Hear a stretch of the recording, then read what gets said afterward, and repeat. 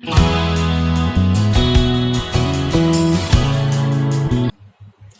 Students, a very good morning to all of you. आज की class में हम चर्चा करेंगे संधि के भेदों के विषय में। संधि का परिचय देते हुए पिछले भाग में हमने आपको बताया कि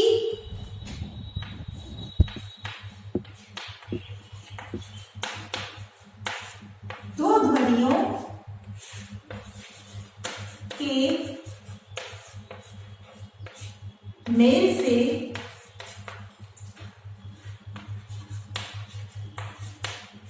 उनमें होने वाला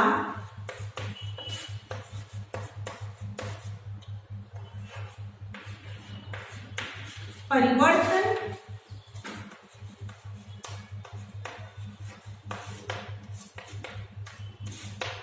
संधि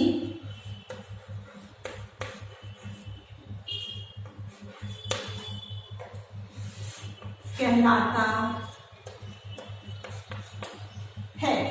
दो ध्वनियों यानी दो वर्गों का, चाहे वह स्वर हो, चाहे व्यंजन हो, चाहे विसर्ग हो। और इसी प्रकार हमने आपको बताया कि फिर जो संधि है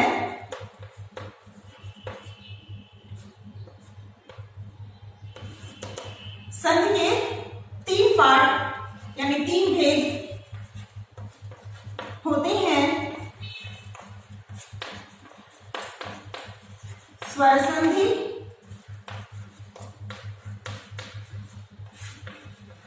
व्यंजन संधि और विसर्ग संधि।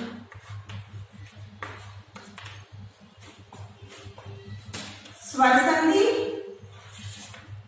व्यंजन संधि और विसर्ग संधि। संधि के मुख्य रूप से ये तीन भेद होते हैं। इनके लिए कुछ शब्दों का हमने आपको उदाहरण दिया था कि कैसे स्वर का स्वर से मेल होता है तो स्वर संधि होती है, व्यंजन का स्वर या व्यंजन से मेल होता है तो व्यंजन संधि होती है, और साथ ही साथ यदि विसर्ग का स्वर तथा व्यंजन से मेल होता है तो वहां पर विसर्ग संधि होती है। आज हम चर्चा करेंगे इनके भेदों के विषय में, अर्थात स्वर संधि, व्यंजन संधि और विसर्ग संधि। आज की कक्षा में मुख्य रूप से स्वर संधियों के ऊपर हम चर्चा करेंगे। तो संधि का पहला भेद क्या है?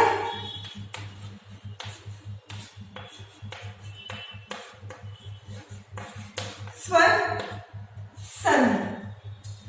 स्वरों का स्वरों के साथ होने वाला मेल और उससे उत्पन्न जो विकार होता है उसे हम संधि कहते हैं। कौन सी संधि?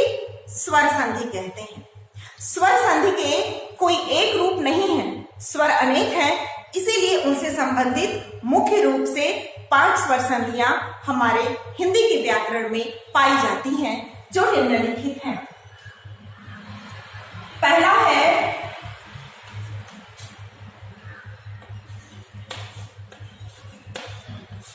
दीर्घ संधि, जिसे हम दीर्घ स्वर संधि भी कहते हैं। तो पहला है दीर्घ संधि, दूसरा गुण संधि, तीसरा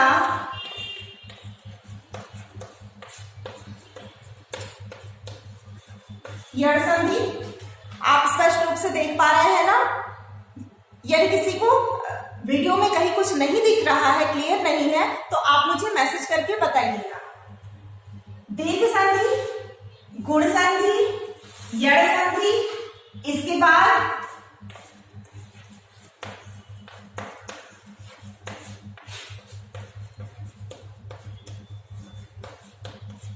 वृद्धि संधि और पांचवा है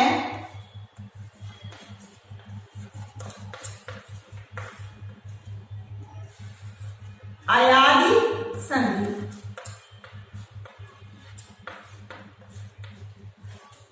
स्वर संधि के 5 उपभेद इस प्रकार आप समझ सकते हैं। दीर्घ संधि, गुण संधि, यड़ संधि और वृद्धि संधि तथा आयादी संधि। ये 5 भेद होते हैं स्वर संधियों के। इनके विषय में अलग अलग से पढ़कर ही इनकी संधि करना हम सीख सकते हैं। तो आरंभ करते हैं दीर्घ स्वर संधि से। बाकी सबको हटा देते हैं। संस्कृत में इसके लिए सूत्र है अंकः सवर्णे दीर्घ। दीर्घ स्वर संधि के लिए एक फार्मूला है, एक सूत्र है जिसको संस्कृत में कहते हैं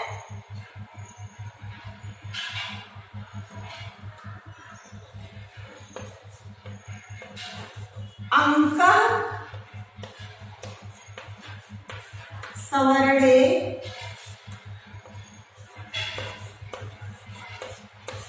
दीर्घ।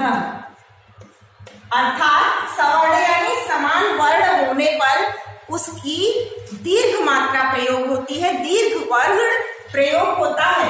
दीर्घ क्या होता है? सवर्ण जो होता है वह दीर्घ होता है। कौन सा? जो अंक प्रस्तुत होता है, यानी कि समान वर्ण होने पर, समान स्वर होने पर उनका जो दीर्घ मात्रा का प्रयोग होता है वही विकार उत्पन्न होता है। जैसे पहला उदाहरण लेते हैं।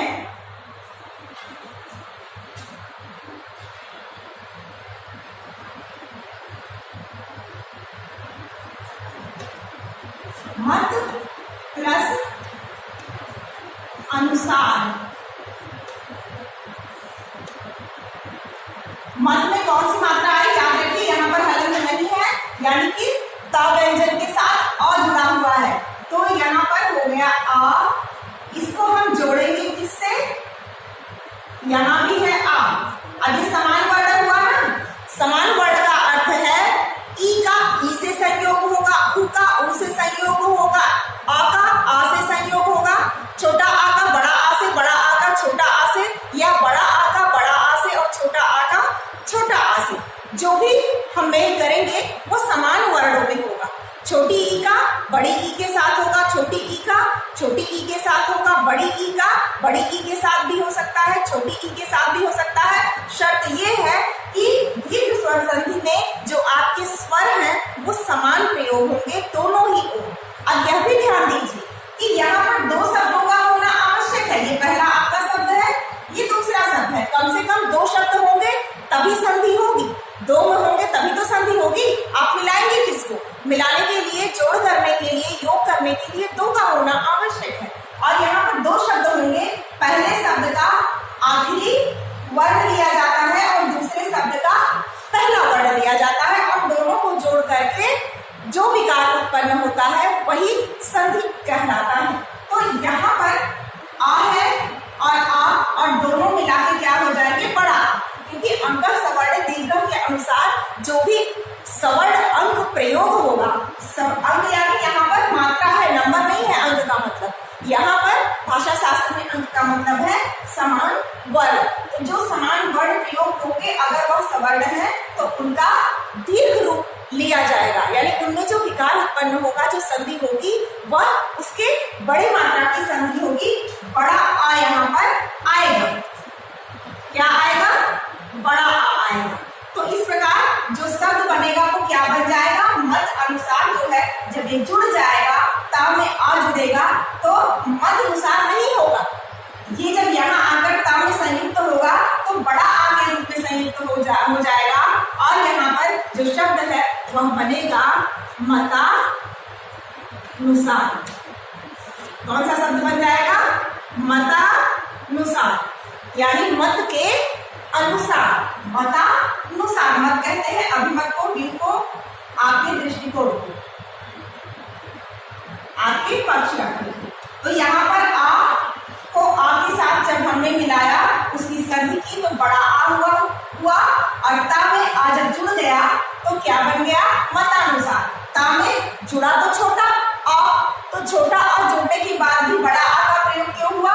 क्योंकि इस सूत्र के अनुसार, अंकः सवर्ण दीर्घ के अनुसार, जब समान वर्णों में संधियां होती हैं तो वहां पर क्या हो जाता है?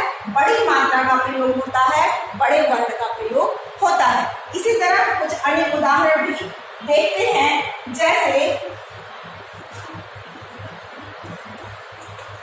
कवि प्लस इंद्र।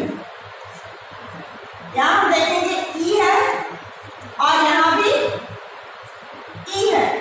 व में कौन सी मात्रा लगी है?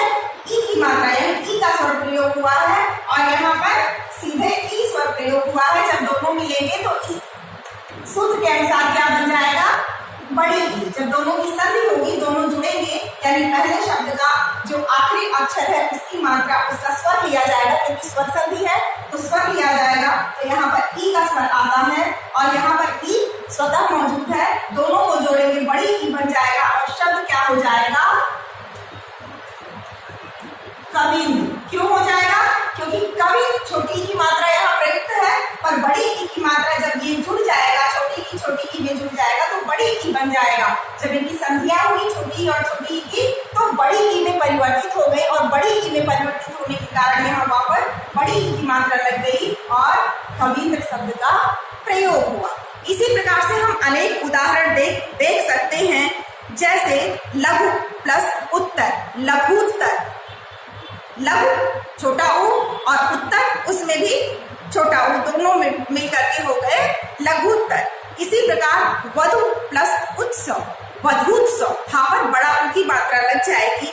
अन्य उदाहरणों में हम देख सकते हैं लघु प्लस उर्मी, छोटा ऊ प्लस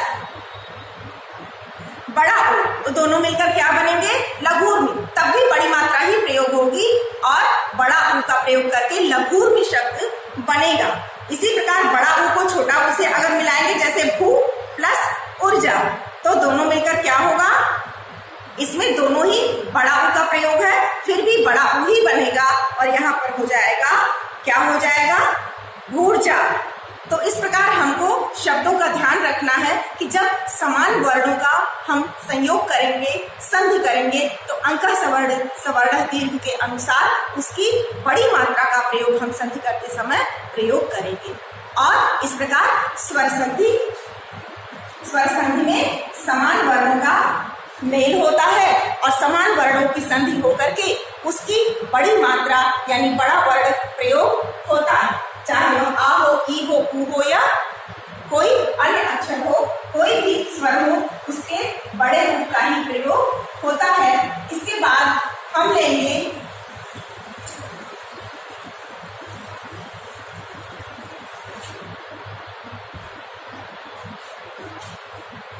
गुण संधि। दूसरे नंबर पे हम क्या लेंगे?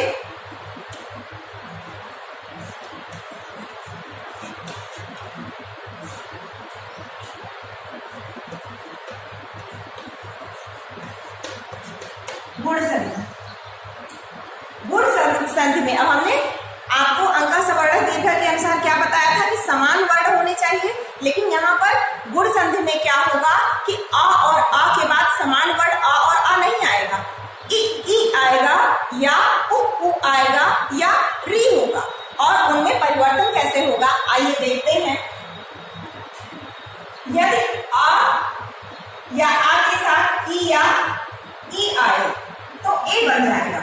यदि आ प्लस ई या बड़ी ई हो तो ये क्या बन जाएगा? ए। ठीक है। और यदि आ प्लस ऊ, छोटा आ हो या बड़ा आ हो, इतना ध्यान रखिएगा, चाहे छोटा आ हो या बड़ा आ, जो पहला शब्द होगा उसका जो आखिरी वर्ण होगा वो छोटा या आ या बड़ा आ होगा और इसके साथ ऊ या बड़ा ऊ होगा तो क्या बन जाएगा?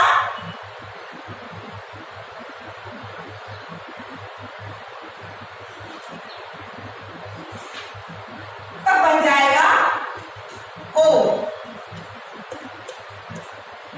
इसके साथ ही हमको ध्यान देना होगा कि अगर इसके साथ आ या आ के साथ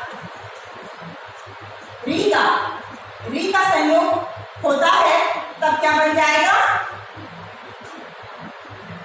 आल। यानी जो जुड़ा हुआ शब्द है वह नए रूप में कैसे आएगा? ये आ या आ दोनों ही अक्षर में से कोई भी हो, शब्द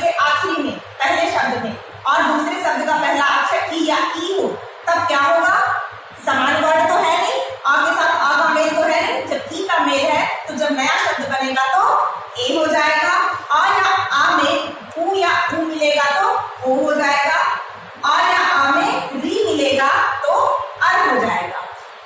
आशा है आप इन नियमों को अच्छी तरह से पढ़कर याद करेंगे ताकि आप परीक्षा में सही संधि कर पाए।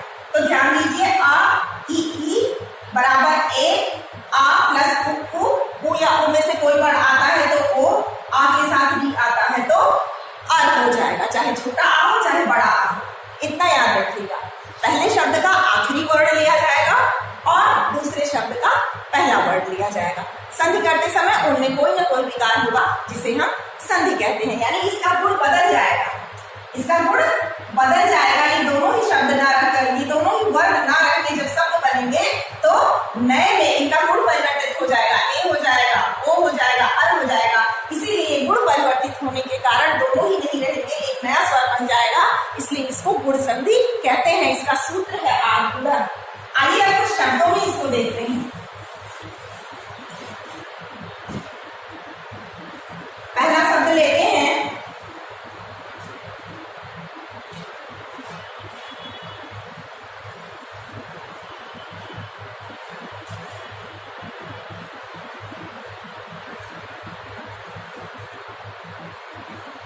महा प्लस इंद्र, बड़ा आ प्लस छोटी ई इज इक्वल क्या हो जाएगा, आ ई मिलने से ए हो जाएगा, हमने आपको बताया था। ई आ जाएगा तो ए हो जाएगा, उ आएगा तो ओ हो जाएगा।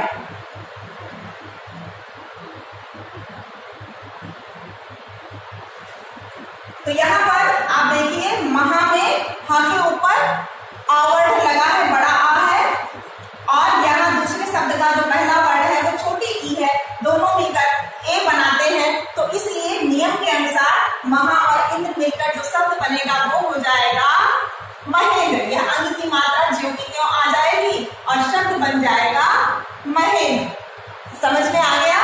महा का बड़ा आ और इसका ई के साथ संधि होगा, ई के साथ संधि होकर ए बनेगा, तो हा पर आ की मात्रा न लग के इसका गुण बदल जाएगा, ए में परिवर्तित हो जाएगा और संधि होकर के शब्द बन जाएगा महेंद्र। इसी प्रकार दूसरा शब्द लेते हैं, पर प्लस उपकार।